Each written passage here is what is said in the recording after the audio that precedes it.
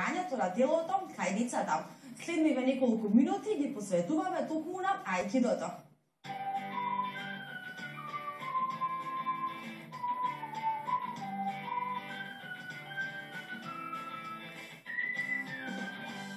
Ајкидото, кој во буквален превод на зборот значи начин на хармонизирање на енергијата, е модерна јапонска вештина. Како боречка вештина, ајкидото се одликува со искористување на намерите и енергијата на противникот и по природа е ненасилно. Движењата се изведуваат во потпуна равнотежа на телото и смиреност на умот. Ајкидото доаѓа од Јапонија. Во лепезата од сите боречки вештини е најнова, да кажеме, после джудо, карате и оние што се повеќе познати. Се карактеризира со тоа што не е спорт, туку е само боречка вештина, нема надпревари. Тоа е направено заради тоа што ајкидото е изградено врз идеја за ненапаѓање. Неговиот творец, Морихиро Ешиба, го создал после целото искуство кое што го има во боречките вештини и заклучил дека најголемата победа што може да се оствари е победата над самиот себе си. Со таа идеја го создал и затоа денеска се практикува во тој дух и нема воопшто надпревари. Техниките на ајкидото содржат удари, фрлања и лостови, всушност се она што би се користело во борба со голи раци. Она што тие техники ги прави специфични е токму принципот на ускладување на движењата кои се користат да го пренасочат и неутрализираат напаѓачот. Како и сека боречка вештина се учат сите оние работи што се карактеристични за борење, значи пред се разни лостови, фрлања, избегнувачки движења и така натаму.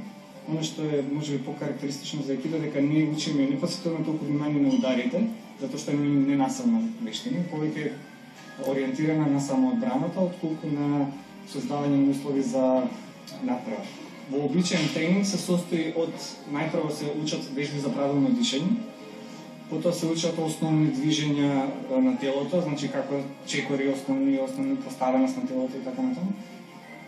Потоа се учат основни техники кои што потоа со комбинирање се доаѓаат до посложени техники и заборавив најважниот дел е всушност како се паѓа, како треба да се приземни телото за да не биде до повреда.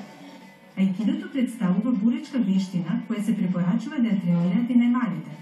Програмата по која најмладите учат ајкидо е дополнета со разни вежби за подобрување на моториката, задржување на вниманието, правилно дишење и слично.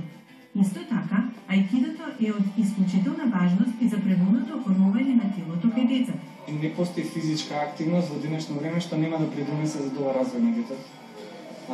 Боречките вештини во принцип се многу добри затоа што се вежба севкупно целото тело, не е концентрирано на одредена група на мускулатура или специализирани движења, туку буквално целото тело работи. И тоа е голем плюс, посебно во денешно време, каде што сите активности за децата, скоро сите се врзани со седење на столче, се појавуваат разни деформитети и така натаму. Така што општо боречките вештини се многу добри. Ајкидото е плюс, да кажам, негов плюс е заради тоа што движењата се многу широки и со тоа се постигнува да се подобрат моторичките способности и да се достигне на прецизност на движење која што е потребна за ваквите и после нормално тоа е бенефит за секојдневниот живот.